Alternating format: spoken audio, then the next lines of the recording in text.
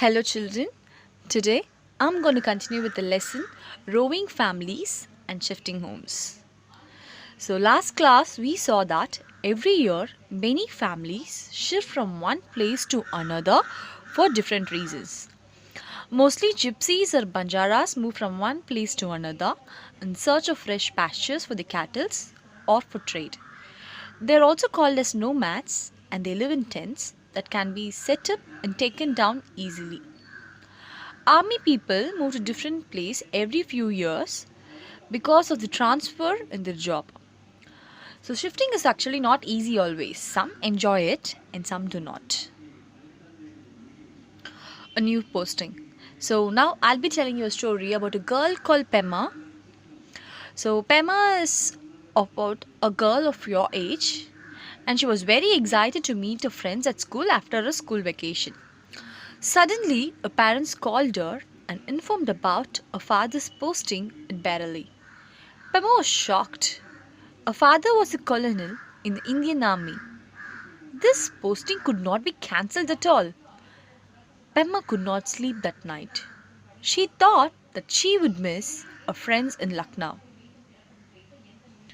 She went to her dad and bursted out in tears. She claimed that her friends live in Lucknow and they continue to stay there. But why she should keep shifting to different places? She was also worried about living in a single room in office's mess until they give them a new house to stay. Besides, she needs to take an admission test every 2 years and it was also very difficult for her. Then, her father spoke gently saying that they must move. Changes are a part of every army officer's life. He also cheered her up by saying that she is a very good girl and would soon make good friends in Bareilly.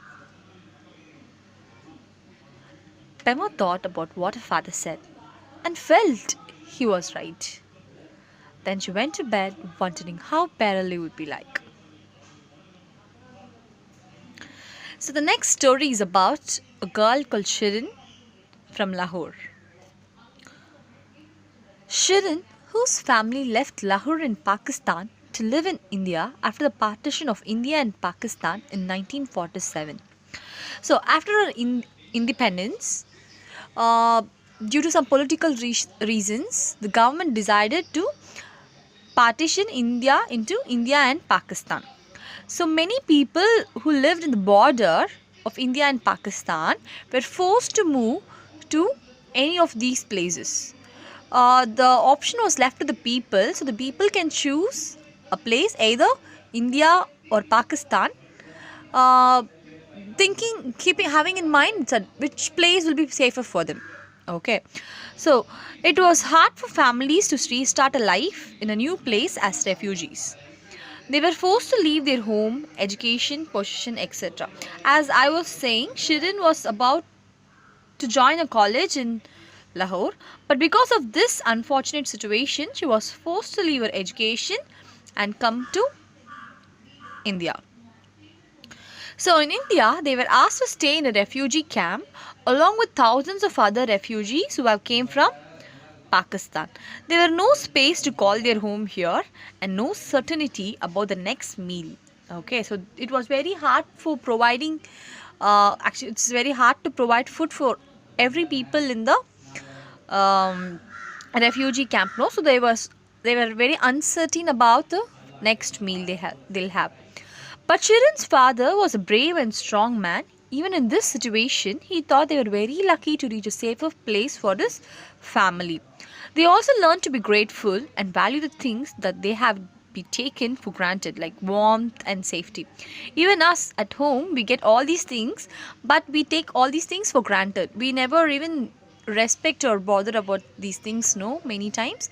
So, Shirin now came to India as a refugee. So these people are struggling to have all these things. So now they realize and value all these things. So people move from time to time for various reasons. So I'll be telling you few reasons which are very common for people to shift. First one is job. People will search a new job or they get into transfer or job posting and all, no, they tend to change. Otherwise they change because of education. If they get admission in a new college or school, or if they go in search of a new good better educational institutions, they change. And demolitions of slum. So in India, many important cities like Mumbai, Chennai have slums where people live together, gathered in one single very I mean, what can I say? It's an unhygienic place, no? You would have seen slums in many places in India where people live in a very small building. That is actually not even a properly built houses. They live in sheds like something, putting a small tent like something. And most of these people are daily wages. They go for work like daily wages. So they don't have proper sanitation, proper building, proper water, proper electricity availability for them and all. So what government does is, many times our government demolish all these slums to build to build some home and something, build flyovers and all, no. So what they will do is, they will actually shift this people from that slum to some other place. So actually government provide them with houses called housing board quarters and all. They provide them houses. Okay. So development projects like building dam, flyovers, etc. Development projects, if people are putting road, dam, flyovers and all, no. So people staying in that locality will tend to change from that place to another. And the next thing is natural calamities.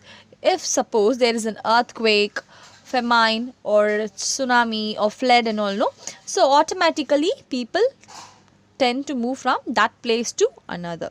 So after displacement, some families would find a better life and some families end up in immense suffering. So it depends on the place where the family land up. Okay. Thank you, children.